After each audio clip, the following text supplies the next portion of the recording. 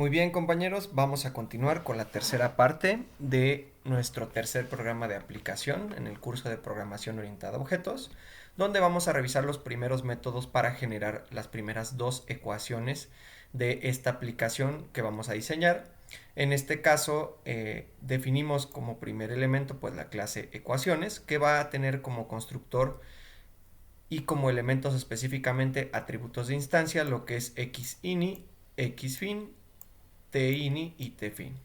En general, cuando diseñé o pensé este constructor, me imaginaba que iba a haber situaciones en las que tendríamos que tener, digamos, una evolución en dos ejes distintos que iba a corresponder a un eje X y un eje T.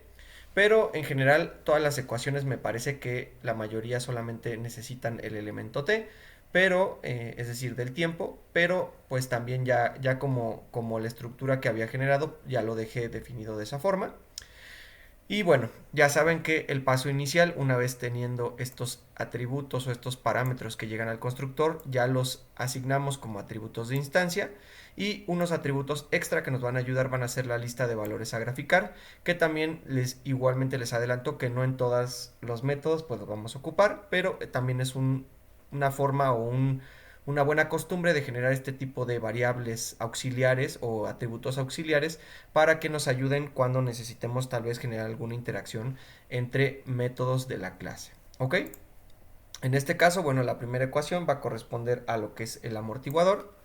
Vamos a hacer dos cálculos. Uno va a corresponder a lo que es los elementos que se van a ver de forma discreta y otros que se van a ver como perdón, unos que van a permitir verse esta oscilación que tiene el caso del amortiguador subamortiguado, que genera esta oscilación inicial y después ya llega a la etapa de equilibrio.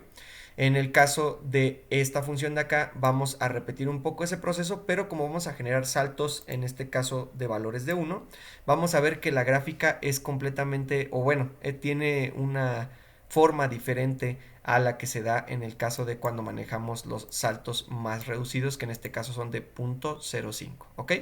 La función que se va a utilizar va a ser esta, que básicamente tiene una estructura, déjenme verlo en el archivo, que es de este estilo, que vemos aquí en x de t como ae a la alfa t de coseno de omega t menos phi. Más o menos es esta estructura, que tendría el caso que habíamos puesto aquí, contemplando que en este elemento C2 tendría tal vez un valor de 0, que mandaría este elemento a 0 y solamente tendríamos esta parte, ¿ok? En la parte de esta, de la izquierda. Entonces, teniendo esto en cuenta, vamos a continuar. Ya establecemos el título de la gráfica, que va a ser el amortiguador subamortiguado, y pasamos ya a los elementos para la ventana gráfica, esta nueva ventana que se va a generar de la misma forma que lo hacíamos en el caso del programa anterior. Generamos un elemento figura de plt figure, asignamos una subgráfica que se va a llamar ax1. En este caso, tanto figura como x1 ya se consideran atributos dentro de la clase, por eso es que tienen asignados el self. Generamos lo que es la malla de la subgráfica, el título de la subgráfica, la etiqueta para el eje X, la etiqueta para el eje Y, y ya graficamos como tal las líneas. En este caso vamos a generar una gráfica que va a corresponder a los saltos menores, estos saltos que hacíamos de 0.05 en 0.05, y los saltos que vamos a hacer con valores enteros, es decir, de uno en uno, que va a corresponder a estos de self x1 y self f guión o guión bajo x1, ¿ok? Estos van a ir de rojo y el otro va a graficarnos en azul. Las etiquetas van a corresponder a saltos menores y saltos mayores. Ahora sí, como lo habíamos visto en el video anterior, llamamos o es necesario llamar a la función que generamos anteriormente, que no pertenece a esta clase, es una función independiente a la clase, y la llamamos con este comando de nueva ventana o este nombre de su función, y le vamos a pasar lo que es el elemento figura, este atributo figura que generamos aquí, que como saben lleva este, internamente lleva a ax1, y le vamos a pasar el título, ¿ok? Esto lo que va a hacer es generar o pasar estos datos a la función que habíamos visto, que es esta de acá, y encargarse de que una vez que reciba esta información, generar una nueva ventana, ponerle título a esa ventana y generarnos ya la parte gráfica, es decir, esta forma de la ecuación visual que se va a presentar en la nueva ventana creada. ¿Ok? Limpiamos los datos de los atributos y continuamos. La siguiente ecuación que se va a ver, o el siguiente método, va a corresponder al atractor de Lorentz, que se separa en dos etapas: el cálculo de la derivada parcial numérica, que en este caso las constantes que nosotros relacionábamos con el número de Planck, el número de Rayleigh y las dimensiones físicas de nivel o capa de análisis, van a ser en este caso S, R y B. Estas en específico no se pueden modificar del todo o a libre albedrío, porque estas son las que nos dan el tipo de soluciones caóticas del sistema de Lorentz. Entonces aquí hay tablas que ya nos indican cuáles son las combinaciones adecuadas, y de ahí ustedes podrían tomar algunos valores si quisieran observar otras distribuciones en específico, pero estos sí tienen que ser valores, digamos, constantes predefinidos. ¿Ok? Una disculpa. Ok. Finalmente, bueno, hacemos la extracción de variables de lo que es x, y, z, que van a ser elementos que nos van a ir pasando de esta función, y a través de esta extracción de los elementos vamos a ir nosotros generando lo que son las derivadas parciales que tienen esta forma: la derivada que va a ser con respecto de t referente a x, de y de z, con estas formas que ya habíamos visto y explicado en el archivo. Y finalmente lo que vamos a hacer es guardar la derivada numérica calculada como un vector o un arreglo de NumPy, que utilizamos este comando de nparray y ya le pasamos propiamente estos elementos. ¿Ok?